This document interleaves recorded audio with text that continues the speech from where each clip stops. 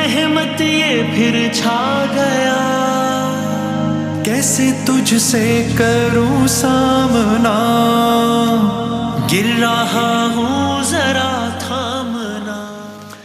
خوش آمدید کہتے ہیں آپ کو اس سیگمنٹ میں۔ علماء کرام کے ساتھ ہماری یہ نشست ہوتی ہے، آپ لوگوں کے سوالات، علماء کرام کے جوابات، اور اس لیے کہ آپ لوگ اپنے یہ جو ٹیلی فون نمبر آپ کی اسکرین پر آئے گا بھی، اس پر بھی آپ اپنے سوالات بھیج سکتے ہیں، بھی آ رہا ہے ویڈیو کی صورت میں یا آڈیو کی صورت میں۔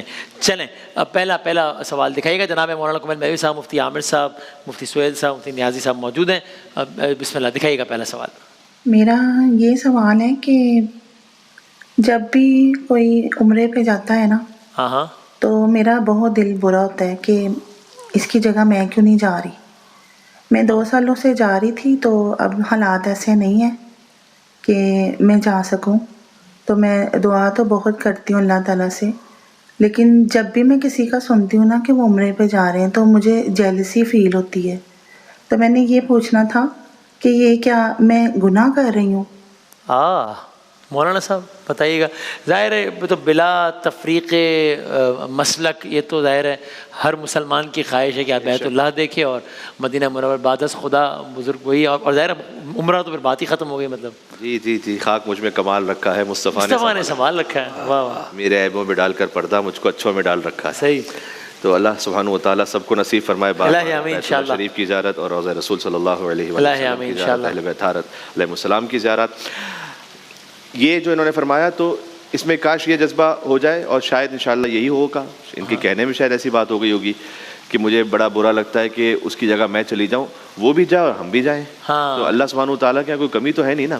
لیکن مادی اور معنوی معاملات میں فرق یہ ہوتا ہے کہ مادیات میں 10 مقابلے پر ہیں، تو ایک نے جیتنا ہے، 9 نے ہارنا ہے۔ صحیح ہے۔ ایک کو جاب ملنی ہے، 9 کو نہیں مل سکتی باقی کو۔ معنویات میں ایسا نہیں ہے۔ معنویات میں تو آپ ہیں ہی اس وقت کمال پر کہ جب آپ باقی 9 کو بھی لے کر اللہ کے پاس پہنچے۔ واہ واہ، صحیح ہے۔ کیونکہ وہاں پر کوئی لمیٹیشن نہیں ہے، باقی آپ 10 کو لے کے جنت میں پہنچے، یہی آپ کا کمال ہے۔ اور جنت میں یہ معاملہ نہیں، دنیا کی لمیٹیشن یہ ہے کہ اگر یہاں کسی کو گھر ملنا ہے تو پھر باقیوں کو نہیں ملنا ہے۔ جنت میں ایسا نہیں ہے۔ تو کاش ہم سب کا جذبہ بھی یہ ہو کہ وہ بھی جا رہے ہیں اللہ، اور ہم بھی انشاءاللہ پہنچے اللہ سبحانہ و تعالیٰ کے گھر پر زیارت کے لیے۔ اور اگر ویسے جنرل میں بات کر رہا ہوں کہ جو حسد کا معاملہ ہے کسی بھی اور حوالے سے، وہ دل کے اندر تک رہے تو مذموم تو ہے، اس لیے کہ کبھی نہ کبھی پھر ظاہر ہو جائے گا، لیکن گناہ نہیں ہے جب تک دل کے اندر خالی آ رہا ہے۔ زبان سے اظہار ہو جائے کسی کے لیے یا عمل سے کچھ کر لے انسان، وہ پھر گناہ کی منزل میں پہنچ جاتا ہے۔ جنرلی بھی آپ کہہ رہے ہیں؟ میں جنرلی آپ ریکمینڈ تو نہیں کر رہے آف کورس، لیکن آپ کہہ رہے ہیں کہ ٹیکنیکلی گناہ اس وقت جب اس کا اظہار ہو جائے۔ جی تو آفس میں بھی بہت سے لوگوں کو آپس میں ایک دوسرے سے جلن ہو سکتی ہے، کاروبار میں ہو سکتی ہے، دل میں خیال آ ہی جاتا ہے۔ بہرحال انسان کو اتنا ولی اللہ تو ہے نہیں کہ دل میں بھی خیال نہ آئے، تو جب دل میں خیال اگر آ گیا ہے تو پھر فوراً استغفار کر کے اس کو جھٹک دیں، لیکن ابھی تک وہ معصیت میں نہیں آیا۔ لیکن اگر زبان سے کسی کے لیے کچھ خلاف کہنا شروع کر دیا تو پھر اب مثلا فرض کیجئے کہ بعض لوگ ہیں، تمہیں کیا پتا ہے کس مال سے جا رہا ہے، کسی کے لیے کہنا شروع کر دیا ہم نے، ہمیں پتا ہے نا، تو یہ اس کا مطلب ہے کہ پھر حسد ظاہر ہونا شروع ہو گیا، ہم نے دوسروں کے بارے میں بتایا، تو پھر یہ غلط ہو جائے گا۔ بالکل مفتی صاحب، اس میں اس معاملے پہ یا کسی بھی اور معاملے پہ جو ہم لوگ جج بن جاتے ہیں، اس اپروچ کو ڈسکریج کرنے کی ضرورت ہے نا، کہ مثلا صاحب نا او ہمیں پتہ ہے کہاں سے آ رہا ہے پیسہ۔ ایک تو ہوتا ہے کسی کے بارے میں آپ کو مطلب ایک مسلم سامنے ہو، ورنہ اس طرح ایک کامنٹ کر دینا او مجھے پتہ ہے ان کے کیا معاملات ہیں، یا اگر کوئی مطلب ہوتا ہے نا کسی کی کوئی اولاد اللہ نہ کرے کوئی مسئلہ ہے، او جی دیکھیں یہ دیکھو نا اس نے یہ کیا تھا تو اللہ نے دیکھو یہ ایسی معذور اولاد ہو گئی، یہ اس کو ڈسکریج کرنے کی ضرورت ہے۔ بسم اللہ الرحمن الرحیم، بالکل ڈسکریج کرنا چاہیے، اور اس طرح کے کامنٹس جو ہے وہ کبھی بھی نہیں دینے چاہیے۔ ہماری قوم کی بدنصیبی یہ ہے کہ ان کو اگر 4 پر مل جائیں تو مرغا خود بنا لیتے ہیں۔ یہ ہماری قوم کی بدنصیبی ہے کہ جس طریقے کی آج کل مطلب گفتگو ہو رہی ہے، جس طریقے سے لوگ تجزیے کر رہے ہیں، اس نے یہ کہا تھا اس کا یہ مطلب، اس نے یہ کہا تھا اس کا یہ مطلب، ہر معاملے میں آپ کو یہ چیز نظر آئے گی۔ جج بنے ہوئے ہم سارے۔ اسپیشلی آپ نے جس بات کا ذکر کیا کہ اس کے یہاں ڈسیبل کوئی اولاد پیدا ہوئی تو اس کا مطلب یہ ہے کہ اس نے فلاں غلطی کی تھی، یہ اس کا نتیجہ۔ ہمیں یہ نہیں کہنا چاہیے، بلکہ ہمیں اظہار ہمدردی ہی رکھنا چاہیے۔ یہ اللہ کا اور اس کا معاملہ ہے۔ اس طرح کے کامنٹس پاس کرنا جو ہے وہ نہ صرف حرام اور گناہ ہے، بلکہ یہ اندیشہ ہے کہ خدا نہ خواستہ آپ کسی کے لیے اس طرح کی توقع کرتے ہیں یا گمان کرتے ہیں آپ کے ساتھ ایسا نہ ہو جائے، اللہ اکبر، یہ ڈر ہے۔ اللہ تو آپ نے جج بننے کا کہا نا، تو میں ایک جملہ کہوں گا کہ بہن نے جو سوال کیا میں ان کی وکالت تو کر سکتا ہوں۔ جی جی صحیح ہے۔ وکالت یہ کہ یہ رشک کا لفظ ہمارے یہاں پہ جو ہے نا عرف میں استعمال ان کا نہیں پتہ، یہ اکثر لوگ رشک کر رہے ہوتے ہیں، لفظ حسد کا استعمال کر دیتے ہیں غلطی سے۔ ہاں، حسد، جیلیسی، تو ہو رہا ہوتا ہے رشک ہی، اور رشک کرنا بہت اچھی بات ہے، جیسا کومیل بھائی نے بھی ذکر کیا، تو رشک کرنا چاہیے تاکہ جو ہے وہ آپ کو بھی یہ سعادت حاصل ہو۔ ظاہر سی بات ہے کہ عمرہ کرنا اسلام کی ایک بہت عظیم عبادات میں سے ہے، اس سے ایمان کو تقویت ملتی ہے اور اللہ رسول سے تعلق مضبوط ہوتا ہے۔ صحیح، کیا بات ہے، جزاک اللہ، بہت نوازش۔ دکھائیے اگلا سوال دکھائیے گا، مفتی نیازی صاحب بتائیں گے انشاءاللہ۔ السلام علیکم، میرا نام محمد زہیر ہے۔ میرا سوال ہے کہ جو ہم سنوکر کھیلتے ہیں یہ جائز ہے کہ نہیں روزے کے حالت میں؟ کیونکہ ہم جب یہ سنوکر کھیلتے ہیں تو جو ہارتا ہے تو وہ پیسے دیتے ہیں اور جو جیتتا ہے وہ پیسے نہیں دیتا، تو یہ جائز ہوتا ہے کہ نہیں سنوکر؟ اچھا، جواب دیں گے قبلہ تو آسانی ہوگی، لیکن میرا خیال ہے اصل جو سوال ہے وہ آپ کے سوال کے دوسرے حصے میں چھپا ہے کہ جو جیت رہا ہے وہ پیسے نہیں دے رہا، جو ہار ہے وہ گڑبڑ میرا خیال ہے کہ زیادہ ہے سنوکر کھیلنے سے زیادہ۔ بسم اللہ الرحمن الرحیم، صلی اللہ علیہ وبارک وسلم۔ دیکھیں، جو کھیل ہیں بنیادی طور پر لہو و لعب سے تو خیر منع کیا گیا ہے اسلام کے اندر۔ کس سے؟ لہو و لعب۔ لہو و لعب سے تو اسلام منع کرتا ہے، دین ہمارا منع کرتا ہے، لیکن ایسے کھیل کہ جس سے جسمانی طور پر چستی ہو یا ذہنی ورزش ہو، جسم کی ورزش یا ذہن کی ورزش ہو، اس قسم کے جو کھیل ہیں ان کی اجازت اسلام دیتا ہے، دین دیتا ہے، لیکن وہ اجازت ظاہری بات ہے کنڈیشنل ہے، مشروط ہے۔ کھیل کود کے لیے تو انسان کو پیدا نہیں کیا گیا نا، تو کھیل کود کو وقت ضرورت درست قرار دیا گیا ہے، تو اس کی جو کنڈیشنز ہیں ان کنڈیشن میں سے ایک بنیادی کنڈیشن یہ ہے کہ اس کے اوپر شرط نہ لگائی ہو۔ تو یہ جس طرح انہوں نے بیان کیا، انہوں نے شرط لگا کر کھیلتے ہیں، تو شرط لگا کر کھیلنا جائز نہیں ہے۔ ان کے کہنے سے لگ رہا ہے کہ یہ بڑا عام وتیرہ ہے کہ یار جو جیتے گا وہ پیسے دے گا اور جو ہارے گا اس طرح کرنا جائز نہیں ہے، ناجائز ہے، گناہ ہے، اور یہ ناحق مال کھانے کی جو وعید ہیں وہ بھی صادق آتی ہے۔ اصلاً کوئی کھیل جائز بھی ہوگا تو اس اپروچ کی وجہ سے وہ کھیل ہی آرام ہو جائے گا، اس وجہ سے وہ کھیل بھی جائز نہیں رہے گا۔ اچھا سر، اس میں اگر کوئی یہ کہے کہ بھائی کوئی زور زبردستی تھوڑی ہے، دو دوست ہیں، دونوں کی آپس میں ارینجمنٹ ہے، وہ بھی راضی ہے میں بھی راضی ہوں، ہم خوشی سے یہ ارینجمنٹ کیا ہم نے، جس چیز کو شریعت نے منع کیا ہے اس کے اندر جو رضامندی سے کریں یا اس سے کریں، شریعت میں منع ہی کیا ہے نا، آپ نے کہنے نہیں ہم آپس میں طے کر لیتے ہیں، آپ آپس میں طے کریں یا نہ کریں، جب اللہ رسول نے منع کیا ہے تو وہ منع ہے، وہ پروہیبٹڈ ہے، وہ فوربیڈن ہے، وہ آپ کے اس طرح طے کرنے سے یا باہمی رضامندی سے اس کے اوپر کوئی اثر نہیں پڑے گا، وہ جائز نہیں ہوگا۔ یہ ایک طرز کا جوا ہی ہو گیا، بالکل یہ سیدھے سے گیمبلنگ ہے، قمار کی صورت ہے۔ صحیح، باہمی رضامندی سے ہو سکتا تو پھر تو تعلق ہے بہت سارے، ہاں صحیح، وہ تو باہمی رضامندی سے، لیکن جائز نہیں۔ ہاں صحیح، تو یہ لاجک نہیں آتی کہ یار ہم دو کو اعتراض نہیں ہے تو نہیں، وہ ٹھیک ہے، بالکل صحیح۔ یہ سوال ہر سال آتا ہے تو اس میں ذرا سے پوچھا رسمن کہ یہ اس طریقے سے پرائز بانڈ اور جو پرچیوں کا اب تو خیر کام کم ہو گیا ہے، لیکن اب وہ ڈیجیٹل ہو گیا ہے کام کہ جی آپ فلاں لاٹری میں آپ $10 ڈال دیں تو ہوتا ہے آپ $10 ملین آپ کو مل جائے یا $1,00,000 مل جائے، ورنہ $10 ہی ضائع ہو رہے ہیں بس۔ تو یہ اب ڈیجیٹل ہو گیا پرچیوں والا سوال، تو ان دونوں کے بارے میں بتا دیجیے گا۔ بسم اللہ الرحمن الرحیم، صلی اللہ علیہ وآلہ وصحبہ وبارک وسلم۔ جہاں تک پرائز بانڈ کی بات ہے تو اس میں علماء نے بہرحال اختلاف کیا ہے کہ یہ جائز ہے یا نہیں ہے، لیکن یعنی تقریباً علماء کے نزدیک یہ جائز ہے۔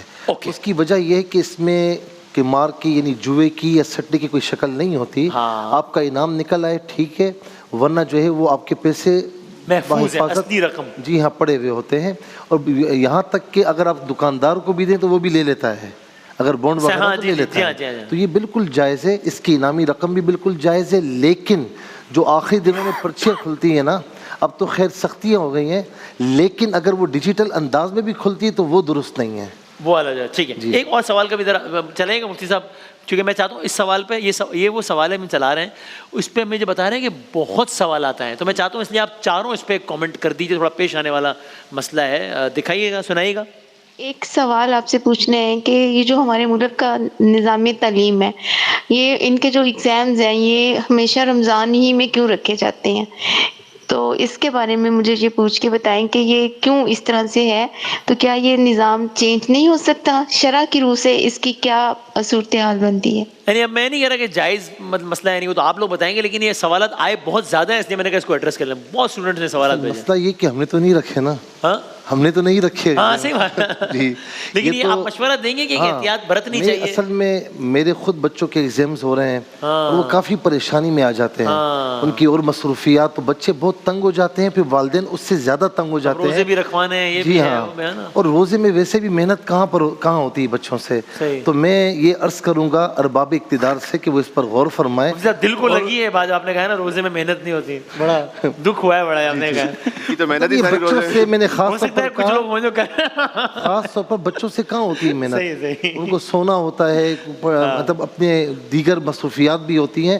تو میں صرف یہ گزارش کر سکتا ہوں ارباب اقتدار سے کہ وہ اس پر غور فرمائیں اور ماہ رمضان میں ایگزام سے یا امتحانات سے گریز کیا جائے. اس پر اگر آپ بھی کمنٹ کرنا چاہیں اور ایک ایڈ کر دیں. واقعاً سوال آیا کہ جی وہ نقل کرنا، یہ تو ہمیں پتہ ہے کہ اچھی بات نہیں ہے، لیکن کیا شریعت کی روح سے حرام بھی ہے؟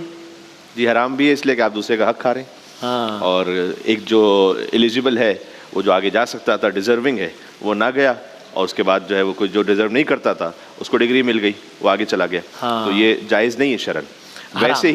ویسے ہی اس وقت جو فقہائے کرام ہیں، جو اہل تشیع میں عالمی طور پر جن کی تقلید ہو رہی ہے اور جن کو فالو کیا جا رہا ہے، ان سب کا فتویٰ یہی ہے، تمام گورنمنٹ کے رولز کو آپ کو فالو کرنا واجب ہے.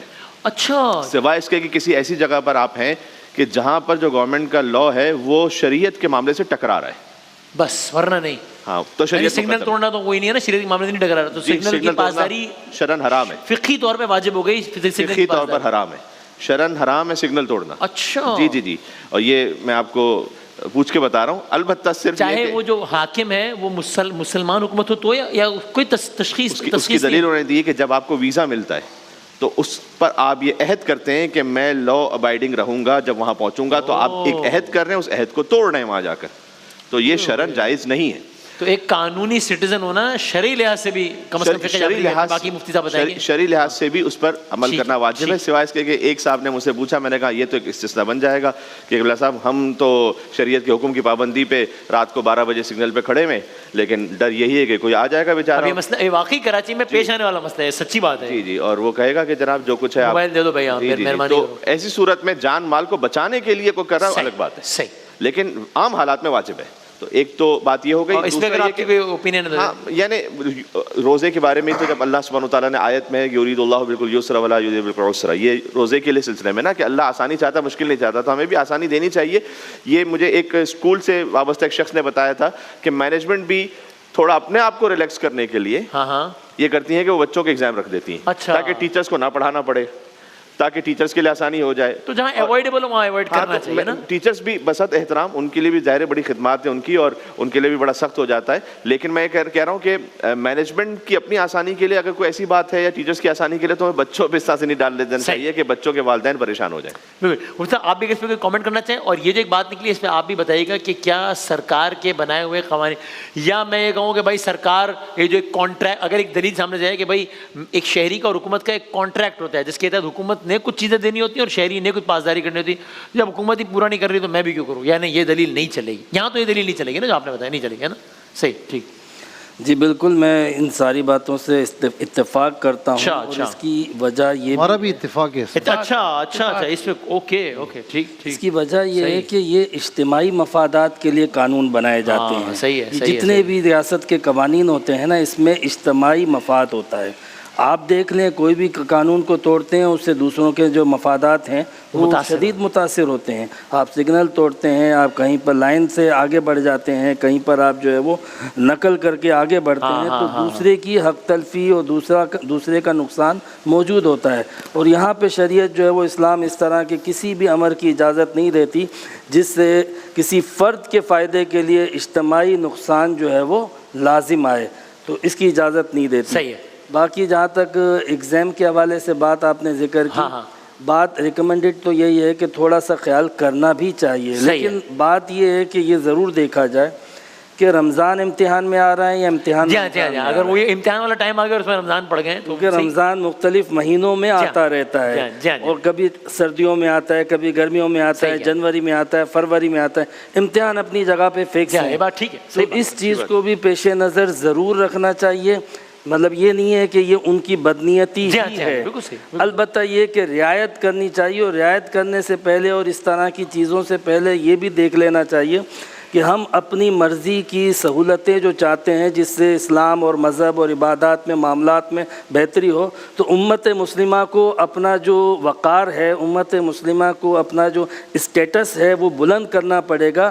اس وقت آپ انڈیپینڈنٹ نہیں ہیں, آپ کے فیصلے کوئی اور کرتا ہے, تو اس لیے آپ کو جو ہے وہ تھوڑا سا اپنے آپ کو پروموٹ کرنا پڑے گا, طاقتور بننا پڑے گا, امت مسلمہ کو متحد ہونا پڑے گا, پھر آپ اپنے فیصلے بھی کر سکیں گے اور ایگزام بھی اپنی مرضی سے جو لا سکیں گے. ٹھیک, صحیح. احسن صاحب میں سوال چلایا تھا تاکہ اس کا بھی جواب, تاکہ نئی بات بھی آ جائے, باقی اس پہ آپ کچھ ایڈ کرنا چاہیں تو کر دیجیے گا. جی سوال آپ سنائیے گا اگلا. مجھے یہ پوچھنا تھا کہ آرٹیفیشل رنگ جو ہوتی ہے اس کے پہننے سے نماز ہو جاتی ہے یا نہیں ہوتی؟ صحیح جناب. جی پہلے تو میں تھوڑا سا اس پہ کامنٹ کرتا ہوں. ساری باتیں تو حضرات علماء نے فرما دیں, بس ایک بات یہ کہ یہ ہماری ایک یہ جو نیچر بن گئی ہے نا ایز اے نیشن, کہ ہم ہر چیز میں پہلے جو ہے وہ نیگیٹو اپروچ رکھتے ہیں. پہلے ہم منفی سوچتے ہیں اور یہ بدگمانی کرتے ہیں کہ اگلے کی اس کے اندر کوئی منفی نیت ہی ہوگی. تو یہ بھی قابل اصلاح ہے, ہر چیز میں اس طرح نہیں سوچنا چاہیے.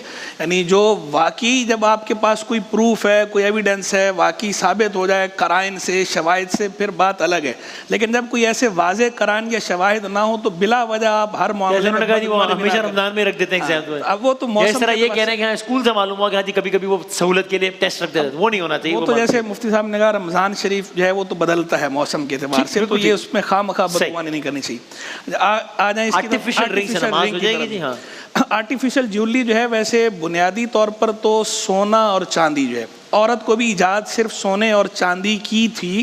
سونے اور چاندی کے علاوہ بقیہ دھاتیں عورت کو بھی ممنوع تھیں. لیکن اب چونکہ ہمارے زمانے میں اس میں ہو گیا عموم بلوہ آرٹیفیشل جیولری کے اندر, تو اس لیے آرٹیفیشل جیولری میں اب بہت سے علماء جو ہے موجودہ زمانے کے وہ عموم بلوہ کی بنیاد پہ اس کی اجازت دیتے ہیں کہ امیٹیشن اس کی اجازت ہے, خاتون پہنتی ہے, بہتر ہے نماز کے دوران اتار دیں, لیکن اگر نماز اس کے ساتھ پڑھ لیتی ہیں خاتون تو نماز بھی ہو جاتی ہے اور ان کا اس طرح کرنا بھی جائز ہے. اکثریت کا موقف ابھی یہی ہے.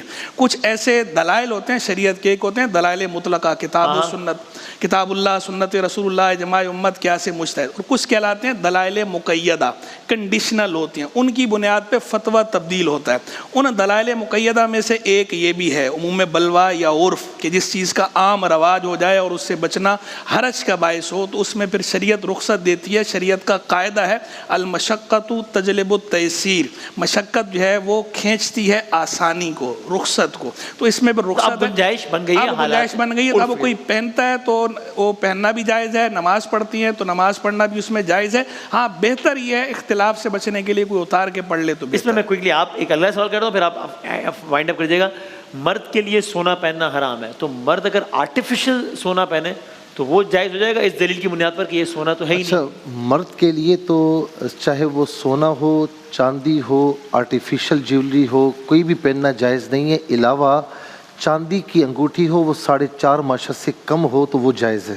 اچھا, اور اس میں بھی ایک نگینہ لگا ہوا ہو تو یہ جائز ہے, اس کے علاوہ جائز نہیں ہے. اچھا جی. اچھا دوسرا میں یہ کہوں گا کہ اس مرتبہ ایگزامز جو ہے نا 1-2 مرتبہ ڈیٹس چینج ہوئی ہیں. اچھا جی جی جی. تو اگر کوئی سہولت کے لیے اس طرح کرتا ہے تو اسلام انفرادی سہولت کی بات نہیں کرتا, وہ اجتماعی سہولت کی بات کرتا ہے. تو کوئی اپنا دل برا نہ کرے کہ انہوں نے ایسا کیا, ہو سکتا ہے ایسی کر دیا ہو, لیکن ہماری گزارش ہے کہ اس کو ذرا دیکھیں. مہربانی. اور اس میں آخری میں بتا دیے گا مرد پہ سونا اور فقہ جعفریہ کے تحت یعنی خواتین کے لیے تو یہ تمام چیزیں آرٹیفیشل جیولری پہلے بھی جائز تھی, یعنی کوئی فتویٰ بدلا نہیں ہے ہمارے یہاں پر. ٹھیک, پہلے بھی جائز تھا اور اب بھی جائز, اور حالت نماز میں بھی جائز ہے, ویسے بھی جائز, حالت نماز میں بھی جائز ہے, اس کے علاوہ بھی جائز ہے. ٹھیک, بس یہ کہ کچھ زینت ہو رہی ہے تو اس کو نامحرم سے چھپانا وہ الگ مسئلہ ہے, لیکن ویسے ہی ہے فی نفسی ہی جائز ہے. اور مردوں کے لیے سونا حرام ہے, مطلب نیند والا نہیں, گولڈ والا, کیونکہ آپ کی شکل سے مجھے تھوڑا رمضان میں لگتا ہے واقعی سونا حرام ہو, لیکن گولڈ والا سونا حرام, اللہ معاف کرے, سونا تو افضل ہے. ماشاءاللہ ماشاءاللہ.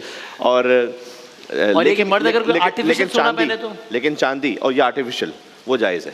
आर्टिफिशियल सोना मर्द पे जायज़ है फ़िक़्ह जाफ़री में, और चांदी भी जायज़ है कि रिंग की सूरत में भी, अंगुश्तरी की सूरत में, या किसी ने सोने की चांदी की चेन पहनी होती, चांदी की चेन भी जायज़ है।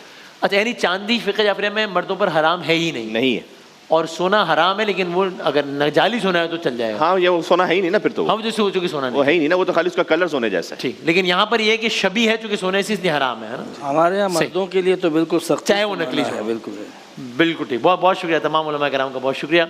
एक ब्रेक के बाद अपने क्विज के सेगमेंट के साथ हाजिर होते हैं। माहे रमजान यूं आ गया, बन के रहमत ये फिर छा गया, कैसे तुझसे करूं सामना, गिर रहा हूँ